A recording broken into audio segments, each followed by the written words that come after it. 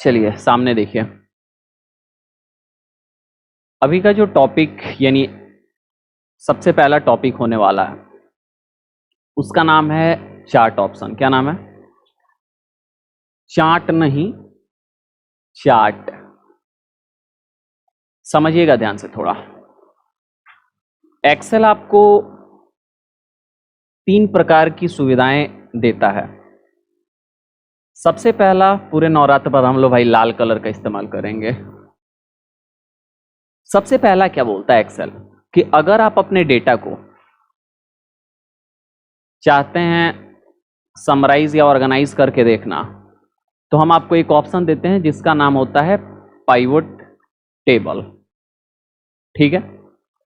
दूसरा ये बोलता है कि जो रिपोर्ट पाइवट टेबल में बनेगा, अगर आप उसका ग्राफिकल रिप्रेजेंटेशन भी चाहते हैं तो हम आपको एक ऑप्शन देते हैं पाइवट चार्ट ऑप्शन।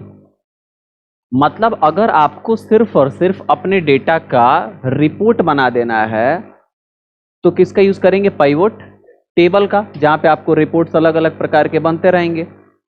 लेकिन जो रिपोर्ट बने उसका ग्राफिकल रिप्रेजेंटेशन हो, यानी वो आपको एक इमेज के रूप में दिखाई दे, तो किसका यूज करेंगे? पाइवट चार्ट का। अब यहां तक जो बातें समझे थे उसमें क्या क्या बातें थी वो समझा देते हैं। अगर आप पाइवट टेबल का इस्तेमाल करेंगे, किसका करेंगे? पाइवट टेबल का अगर आप इस्तेमाल करेंगे तो सिर्फ और सिर्फ पाइवट टेबल बनेगा, ओनली रिपोर्ट बनेगा, चार्ट बनने वाला नहीं है। लेकिन अगर आप किसका यूज करेंगे?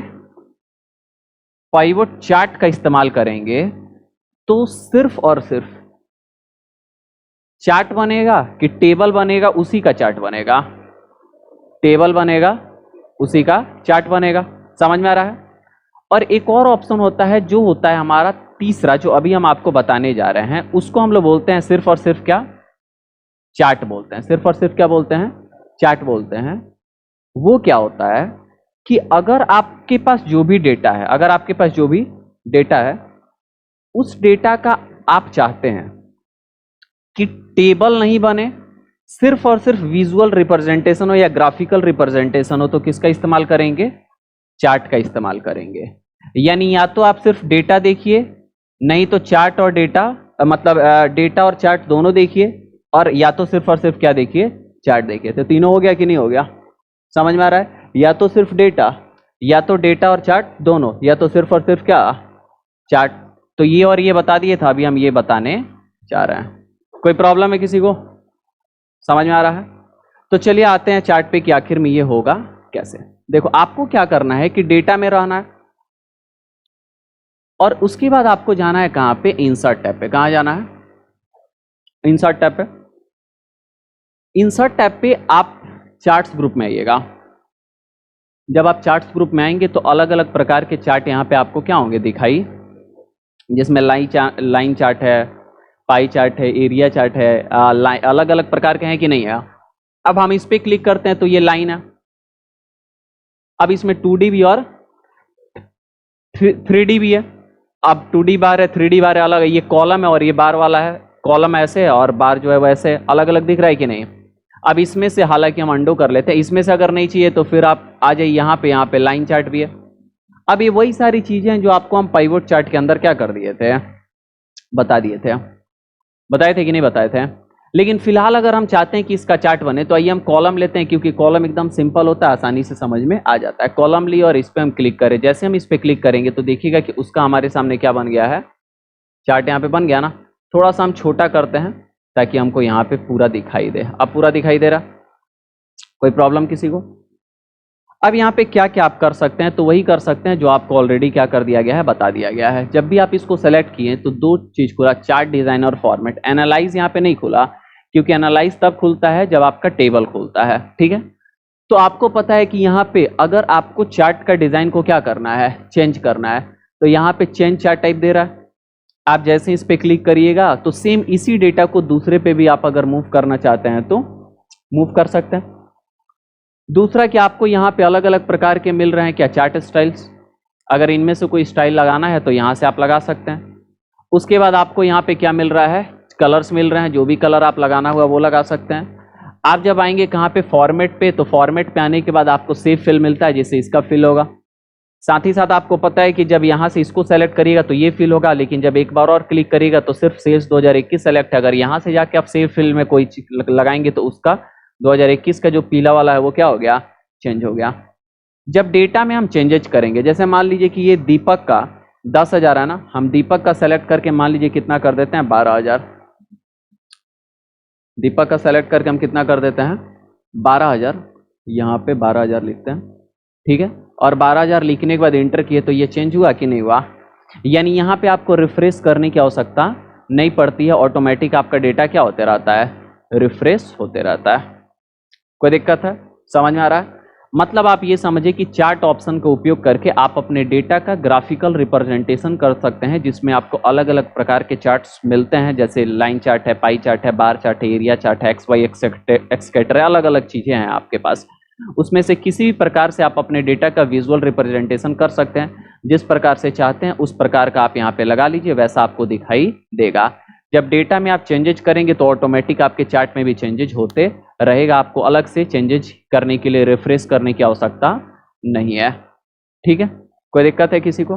अब मान लीजिए कि हम यहाँ पे और कोई अगर ऐड कर देंगे, जैसे मान लो ना कि हम यहाँ से यहाँ तक क्या कर दिए हैं, कॉपी कर देते हैं और यहाँ पे लाके इसको क्या कर दिए, पेस्ट कर दिए।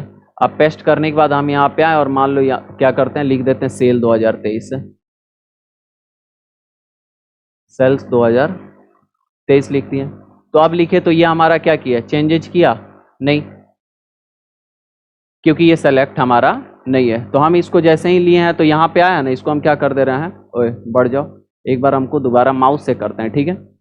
हम क्या लिए यहाँ पे माउस, और माउस लेने के बाद नहीं जा, ये सेलेक्ट करेंगे, यहाँ से हम इसको बढ़ाते हैं। 1 मिनट, एडिट का ऑप्शन कहीं दे रहा है क्या, रुको, यहाँ पे एक ऑप्शन देता था, इस वाले में चेंज हो गया।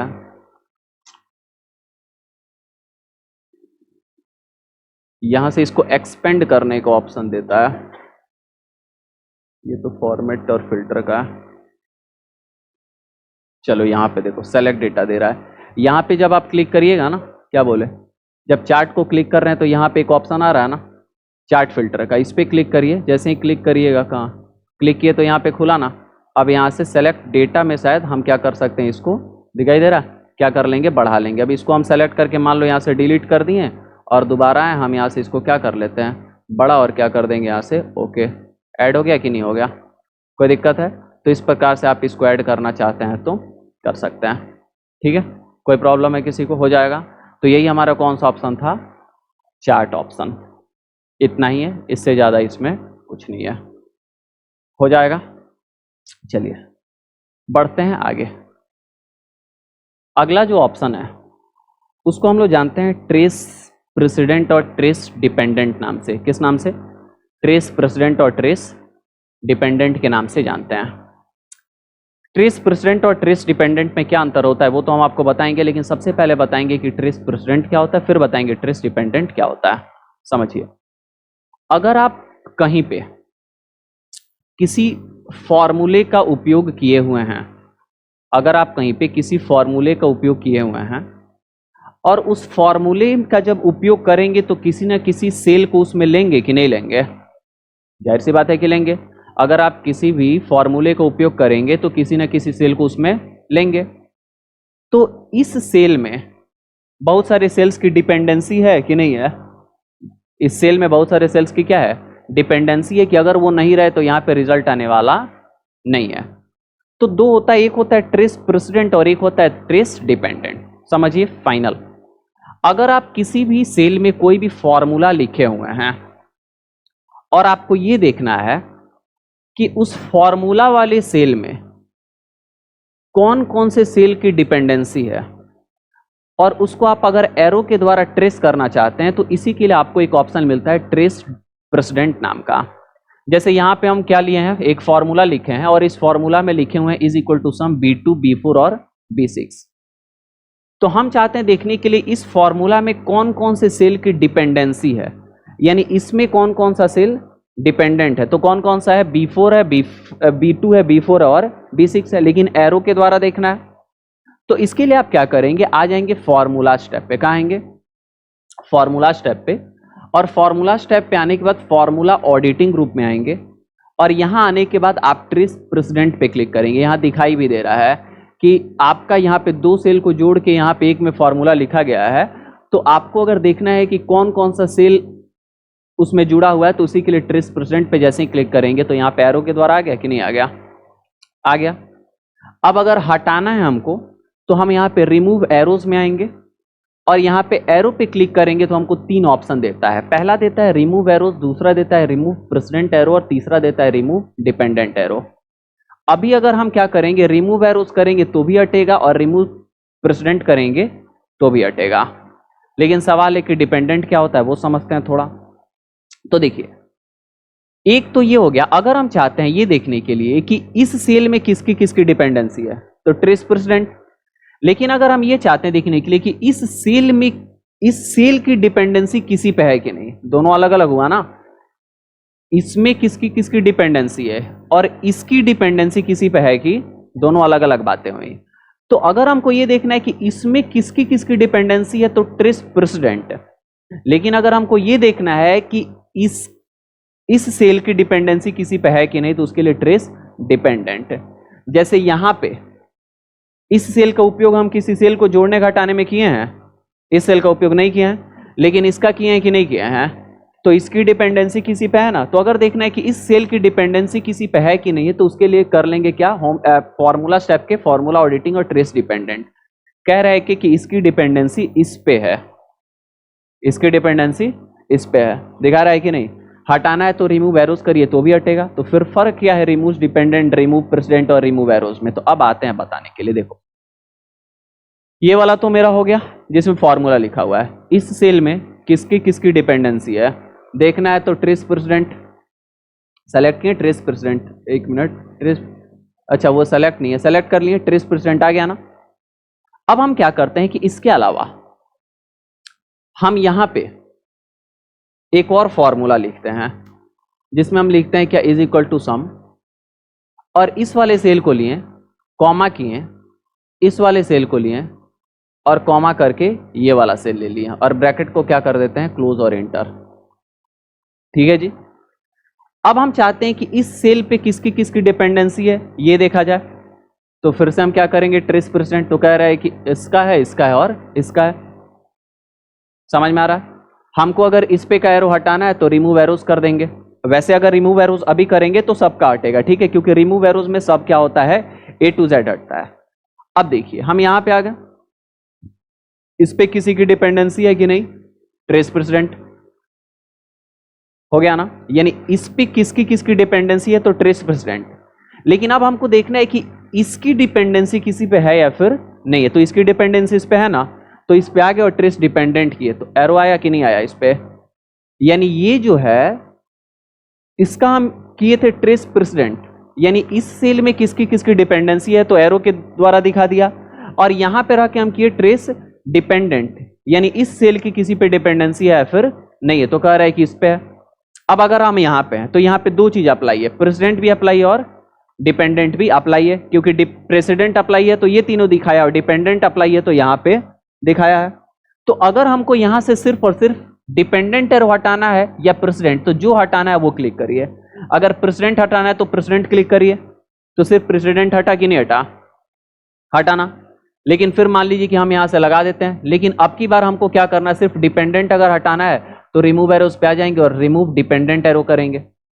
तो सिर्फ डिपेंडेंट वाला हटा, प्रेसिडेंट वाला नहीं हटा।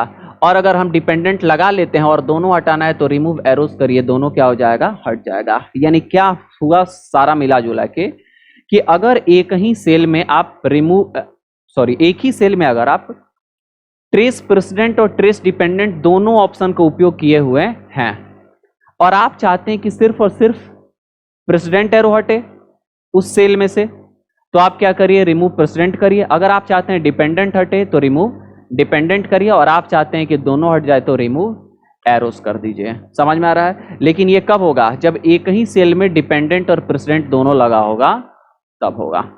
समझ में आ रहा है, कोई दिक्कत किसी को। तो यही कौन सा ऑप्शन था हमारा, ट्रेस प्रेसिडेंट, ट्रेस डिपेंडेंट, जिसमें एरो हटाने के लिए भी हम आपको क्या कर दिए हैं, बता दिए हैं। मतलब ट्रेस का मतलब समझते हो ना क्या होता है, खोजना। तो यही ये क्या करता है, खोजता है, किसके द्वारा, एरो के द्वारा, कि आखिर में कौन कौन सा उसमें एक्टिव है। समझ में आ रहा, कोई दिक्कत किसी को, हो जाएगा। चलिए बढ़ते हैं अगले टॉपिक की तरफ। टॉपिक का नाम है टेक्स्ट टू कॉलम ऑप्शन। अगर हम इसका डेफिनेशन के हिसाब से बताएं तो टेक्स्ट टू कॉलम ऑप्शन का उपयोग करके टेक्स्ट को कॉलम में भेजने का काम करते हैं, यानी अलग अलग कॉलम में भेजने का काम करते हैं। जैसे मान लीजिए कि एक एग्जाम्पल पहले आपको बताते हैं। आपने 20,000 लोगों का नाम एक ही कॉलम में लिख दिया है, जिसमें उनका फर्स्ट, मिडिल और लास्ट तीनों नाम मिला के लिखे हैं, फर्स्ट, मिडिल और लास्ट तीनों नाम मिला के लिखे हुए हैं। ठीक है जी। अब 20,000 या 10,000 जितने लोग का भी नाम लिखे हैं, वो लिखने के बाद आपके जो सीनियर है वो बोलते हैं कि जो ऐसे नाम लिखे हैं ऐसे नहीं चाहिए, फर्स्ट नेम हमको चाहिए एक कॉलम में, मिडिल नेम चाहिए एक कॉलम में और लास्ट नेम चाहिए एक कॉलम में। तो क्या करें, सेलेक्ट करेंगे उस वाले नाम को जो एक ही में लिखा गया है। सेलेक्ट करने के बाद आप कहाँ जाएंगे, तो आप जाएंगे डेटा टैब में। कहाँ जाएंगे, डेटा टैब में, और यहां से डेटा टूल्स ग्रुप में जाएंगे और यहां टेक्स्ट टू कॉलम्स पे जाएंगे। किस पे जाएंगे, टेक्स्ट टू कॉलम्स। अब यहां से आपको क्या करना है, नेक्स्ट कर देना है। नेक्स्ट करने के बाद पूछेगा कि आपने वर्ड्स के बीच में क्या लगाया है जिसको अलग अलग बांटे, तो क्या लगाए हैं, स्पेस, तो क्या ले लेंगे, प्रीव्यू यहां पे दिखाई दे देगा। कुछ नहीं करना है, फिर नेक्स्ट करना है। जनरल फॉर्मेट में आपके अपने कॉलम के फॉर्मेट को जनरल, नंबर, टेक्स्ट अलग अलग होता है ना, जनरल में रहने देना है क्योंकि टेक्स्ट, और यहां से फिनिश कर देना है। क्या कर देना है, finish. There's already data here, do you want to replace. अभी तो हम हालांकि ये किए नहीं, ये शायद हम 2 बार ओके कर दिए हैं ना, तो इसलिए वो एक बार समझ आए कि ऑलरेडी हो चुका है। बट हम फिर से आपको, हो गया कि नहीं हो गया, फिर से दिखा देते हैं। अंडो कर दिए, सेलेक्ट है ना, कहाँ है, data tab, data tools group, text to column, यहाँ से नेक्स्ट किए, स्पेस लगाएं, नेक्स्ट किए और यहाँ से फिनिश कर दिए। अच्छा 1 मिनट का रहा, शायद यहाँ पे कुछ डेटा लगा हुआ है, स्पेस या फिर कुछ, इसलिए बोल रहा है, हो सकता है कुछ लगा हुआ। तो अलग अलग हो गया कि नहीं हो गया, हो गया। अब कितना देर लगा, 15 सेकंड नहीं, ये लगा होगा, समझ रहे हो कि नहीं। बट पैसा भी मिला और समय भी मिला। तो ये होता है फायदा आपको क्या करने से, टेक्नोलॉजी को सीखने से। यही कौन सा ऑप्शन था, टेक्स्ट टू कॉलम ऑप्शन, जिससे आप क्या कर सकते हैं कि एक ही कॉलम में लिखे गए डेटा को अलग अलग कॉलम में बांट सकते हैं, लेकिन सब अलग अलग सेपरेट होना चाहिए। जैसे आप एक के में नाम पूरा लिख दोगे तो वो बांटेगा क्या, नहीं, उसको समझ ही में नहीं आएगा कि अलग अलग कहाँ पे है, तो आपको स्पेस देना पड़ेगा या ना कोई सिंबल लगाना पड़ेगा। हालांकि ये टेबल वाला ऑप्शन जाने थे ना तुम, MS वर्ड में बताए थे ना, जो सिंबल लगा होगा उसके अनुसार आप क्या कर सकते हैं, बांट सकते हैं। सेम उसी पे आधारित ये भी है। ठीक है, कोई प्रॉब्लम किसी को। चलिए अगला टॉपिक है, टॉपिक का नाम है डेटा वैलिडेशन। क्या नाम है, डेटा वैलिडेशन। क्या करता है डेटा वैलिडेशन, एक्सेल में डेटा वैलिडेशन एक रूल है जिसका उपयोग करके आप सेलेक्टेड सेल्स पे किसी भी प्रकार का आप डेटा वैलिडेशन लगा सकते हैं। डेटा वैलिडेशन लगाने से फायदा ये मिलता है कि जिस प्रकार का आप उसके पे सेटिंग लगाएंगे उसी प्रकार का डेटा को वो एक्सेप्ट करेगा, बाकी डेटा को वो एक्सेप्ट नहीं करेगा। कहने का मतलब ये हुआ कि जैसे मान लो कि हम सेलेक्ट किए, सेलेक्ट करने के बाद हम एक रूल लगा दिए कि ऐसा ही डेटा वो क्या करे, एक्सेप्ट करे, उसके अलावा कोई डेटा उसमें डाले तो वो एक्सेप्ट ना करे। तो हम डेटा वैलिडेशन का यूज कर लेंगे। अब होगा क्या कि जो हम रूल लगाए होंगे उसके अनुसार जो डेटा मिलेगा बस उसी को सेलेक्ट करेगा, बाकी किसी डेटा को सेलेक्ट करने वाला नहीं है। बाकी को बोलेगा कि ये हमारे रूल के खिलाफ है तो हम इसको नहीं करेंगे सेलेक्ट। इसी के लिए हम डेटा वैलिडेशन का उपयोग करते हैं। आइए देखते हैं कि कैसे होगा। जितने पे आपको लगाना है उतने को आप यहाँ पे सेलेक्ट कर लीजिए। सेलेक्ट करने के बाद आप आइए कौन से टैब में, डेटा टैब में। डेटा टैब में आने के बाद आप आइए डेटा टूल्स ग्रुप में, और डेटा टूल्स ग्रुप में आने के बाद आपको डेटा वैलिडेशन पे आना पड़ेगा। यहाँ पे आइकन जो है वो सिर्फ दिखाई दे रहा है, ये वाला आइकन है, या फिर जब आप एरो पे क्लिक करिएगा तो डेटा वैलिडेशन यहाँ दिख रहा है ना, तो ये वाला डेटा वैलिडेशन का आइकन होता है, तो यहाँ से डेटा वैलिडेशन करें तो भी वही खुलेगा, या फिर अगर हम क्या करेंगे डायरेक्ट यहाँ पे क्लिक करेंगे तो भी वही खुलेगा। कोई दिक्कत है? समझ रहे हो ना? यानी डेटा सेलेक्ट करेंगे पहले जितने पे लगाना है, क्योंकि बिना सेलेक्ट किए लगने वाला नहीं है। सेलेक्ट करेंगे, डेटा टैब में जाएंगे, डेटा टूल्स ग्रुप में जाएंगे और डेटा वैलिडेशन पे डायरेक्ट क्लिक करेंगे, या फिर डेटा वैलिडेशन के बगल में जो एरो है उस पर क्लिक करके डेटा वैलिडेशन पे क्लिक करेंगे, तो कुछ इस प्रकार से बॉक्स खुलेगा किसका, डेटा वैलिडेशन का। अब यहाँ पे आपको 3 टैब दिखाई देंगे। सबसे पहला सेटिंग टैब, उसके बाद इनपुट मैसेज और उसके बाद एरर अलर्ट। आपको पता है कोई भी काम करने के लिए सेटिंग करना सबसे पहले क्या होता है, क्योंकि सेटिंग हो जाएगा तो ही बात क्या होगा, आगे बढ़ेगा। ठीक है, तो यहाँ पे हम क्या करेंगे, सबसे पहले सेटिंग करेंगे। यहाँ पे अपना आप लो अपना। अब यहाँ पे सेटिंग में देता है क्या, वैलिडेशन क्राइटेरिया, और यहाँ पे अलग अलग देता है कि किस प्रकार का आप सेटिंग लगाना चाहते हैं। सबसे ज्यादा यूज में 2 आता है, एक आता है होल नंबर और एक आता है लिस्ट वाला, दोनों हम बताएंगे। आप यहां से क्या करिए, होल नंबर को लीजिए। अब होल नंबर में यहां पे पूछेगा between, not between, equal to, not equal to, greater than, less than, greater than equal to, less than equal to. तो मान लो कि हम बिटवीन लगा देते हैं कि 2 संख्याओं के बीच का नंबर ही एक्सेप्ट करे, बाकी को ये रिजेक्ट कर दे। तो क्या लगा दिए, बिटवीन। पूछ रहा है कि मिनिमम, तो मान लो कि हम मिनिमम कितना डाल दे रहे हैं, 5000, कितना डाल दिए, और मैक्सिमम कितना डाल दिए, 10,000। कोई दिक्कत है, चलेगा ना?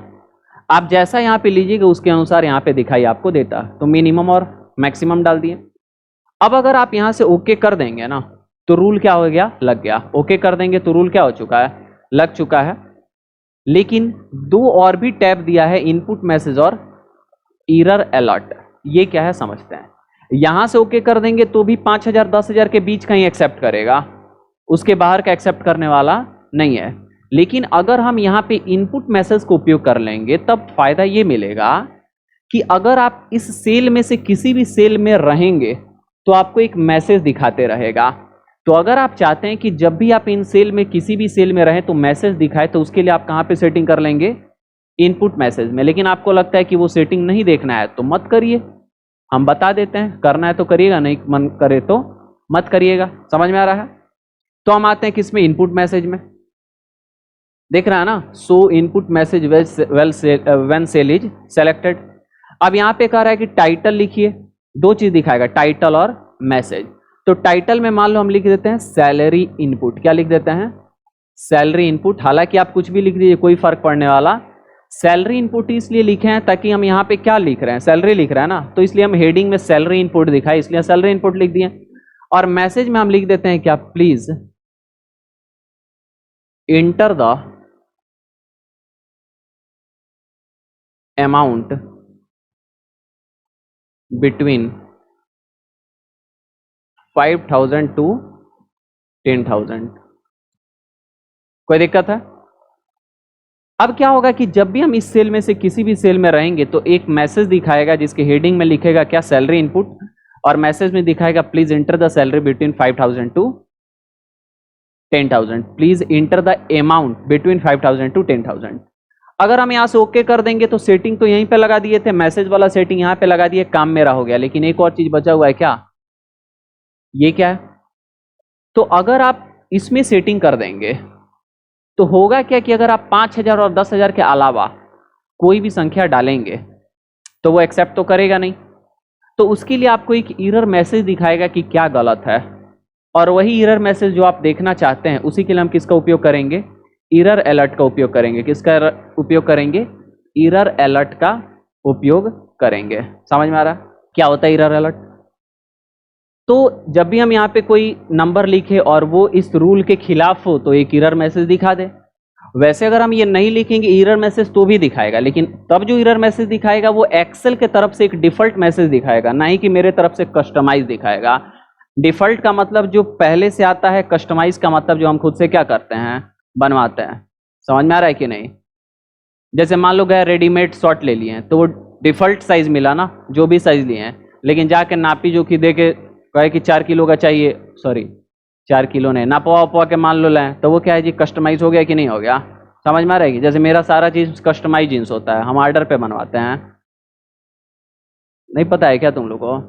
दिल्ली में आपको जींसेस आपके प्रॉपर साइज के मिल के बनता है, ब्रांड का भी। आप जाइए, कस्टमाइज आप बनवा सकते हैं अपने अनुसार, ऐसा नहीं है कि रेडीमेड मिलेगा, लेकिन मेरा वाला मजाक था, बट ऐसा होता है।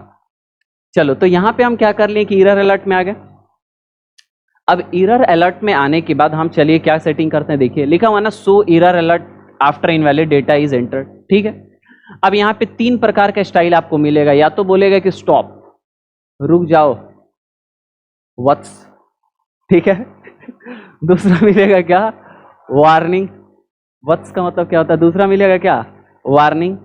वार्निंग का मतलब ये कि चेतावनी जो भी है, या और एक इंफॉर्मेशन। तो मान लो स्टॉप कर देते हैं क्योंकि एक्सेप्ट ही नहीं करेगा। क्या एरर दिखाए तो हेडिंग क्या लिख के आए, तो हेडिंग लिख के आ जाए सैलरी एरर। क्या आ जाए, सैलरी एरर, यानी सैलरी आप गलत डाल रहे हैं। और उसके बाद यहां पे आ जाए please enter the salary between 5,000 to 10,000। अच्छा, एक बात तुमको बताएं, तुम 5,000 से अगर 7,000 लिख दोगे तो दिखाएगा वही, लेकिन एक्सेप्ट करेगा 5 से 10 के बीच में। अब ये तीनों करने के बाद यहां से ओके करके हम बाहर आ गए, कुछ दिख रहा है क्या, नहीं ना। लेकिन जब हम सबसे पहले पे हैं तो इनपुट मैसेज दिखा रहा है कि एरर अलर्ट है। यहां पे भी क्या दिखा रहा है, इनपुट, लेकिन उससे नीचे आए तो दिख रहा है क्या। चलो, तो सबसे पहले आ जाते हैं और लिखते हैं क्या, 5,000। क्या लिखते हैं, ले लिया ना। यहां के 10,000 लिखते हैं, क्या लिखते हैं, ले लिया ना। कोई दिक्कत है?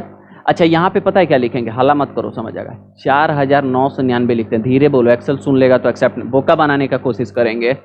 4,999, कोई दिक्कत है? देखते हैं बोका बनता है कि नहीं।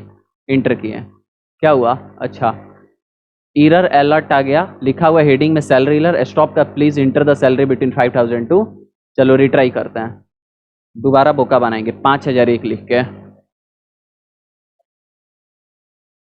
ठीक है। 5,001 थोड़ी ना, 10,001 लिखना था।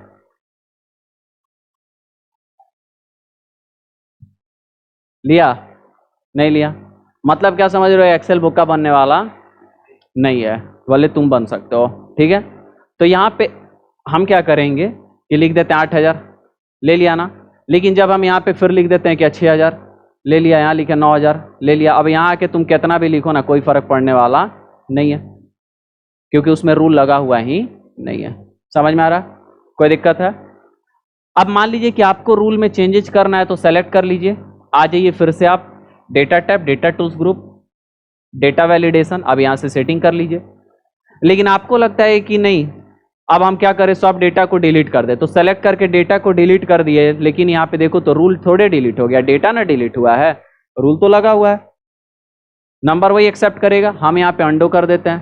तो इसके लिए आपके पास 2 ऑप्शन है, सेलेक्ट करिए, और सेलेक्ट करने के बाद आप कहाँ जाइए, होम टैब में, होम टैब में यहाँ पे एडिटिंग ग्रुप, और यहाँ से क्लियर पे और क्लियर ऑल कर दीजिए। देखिए तो हट गया कि नहीं हट गया।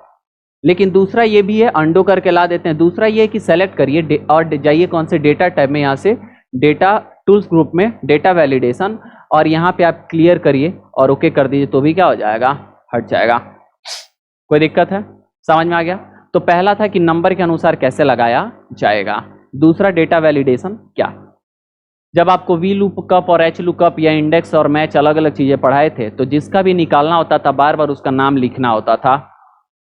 कुछ ऐसा करो कमाल कि तेरा हो जाऊं नहीं, कुछ ऐसा करे कमाल कि जितने भी लिखे हुए हैं उसका एक लिस्ट बन जाए, ड्रॉप डाउन लिस्ट बोलते हैं। क्या बोलते हैं? Drop down list. अब जैसे ही क्लिक करते हैं तो एक लिस्ट खुल जाए, उसमें से सेलेक्ट कर लें, तो उसको ड्रॉप डाउन लिस्ट अगर बनाना है तो उसी के लिए हम डेटा वैलिडेशन से बना सकते हैं। कैसे? सेलेक्ट करेंगे, जाएंगे data tab, data tools group, और यहाँ से डेटा वैलिडेशन, यहाँ पे हम ले लेंगे लिस्ट। क्या ले लेंगे? अब यहाँ पे पूछेगा सोर्स, यानी कहाँ से कहाँ तक के बीच का आपको डेटा चाहिए। तो मान लो हमको कहाँ से कहाँ तक चाहिए, A2 से लेके A6 तक, तो A2 से A6 ले लिया ना, ले लिया ना। कुछ नहीं करना है, बस यहाँ से क्या कर देना है, ओके पे क्लिक हो गया। अब जैसे ही यहाँ पे है तो ड्रॉप डाउन नहीं है, यहाँ पे है तो नहीं है, यहाँ पे यहाँ कहीं नहीं आएगा, लेकिन इस पे आएगा तो ड्रॉप डाउन बन गया ना। जैसे ही क्लिक करोगे आ गया कि नहीं आ गया, जो भी लेना है वो यहाँ से ले सकते हो। दिखाई दे रहा है? ये बहुत ज़्यादा क्या होता है, उपयोग में आता है, बहुत काम का चीज़ है। ऐसे ड्रॉप डाउन क्या, अच्छा नहीं दिखा, कैसे किए हैं, क्षमा करिए। यहां से हटा देते हैं, हटा देते हैं, ठीक है। जहां पे बनाना है ड्रॉप डाउन लिस्ट, अरे इधर से खड़े थे ना इसलिए नहीं दिखा हुआ है ना जी। जहां पे हम ड्रॉप डाउन लिस्ट बनाना चाहते हैं वहां पे आ जाइए और आपको हो डेटा टैब के डेटा टूल्स ग्रुप के डेटा वैलिडेशन पे आइए और यहाँ पे अलाउ में क्या करिए, लिस्ट ले लीजिए। सोर्स में ले लीजिए कि कहां से कहां तक का आपको चाहिए, कहां से कहां तक का चाहिए। तो हमको कहां से कहां तक का चाहिए, तो यहां से A2 से लेके A6 तक चाहिए ना, नहीं समझी। तो उसके बाद बस यहां से ओके कर देंगे। अगर दूसरे किसी भी सेल में जाएंगे तो ड्रॉप डाउन नहीं ना बना हुआ है, ये दिखा रहे हैं, और लेकिन जो सेलेक्ट किए तो उसमें आएंगे तो ड्रॉप डाउन हो गया कि नहीं हो गया। अच्छा, यहाँ पे क्लिक किया, आ रहा है कि नहीं आ रहा है, समझ में आ गया, कोई दिक्कत है, हो जाएगा। कौन सा ऑप्शन था, डेटा वैलिडेशन से ड्रॉप डाउन लिस्ट कैसे बनाया जाता है। ओके, यही था आज का टॉपिक, ठीक है जी।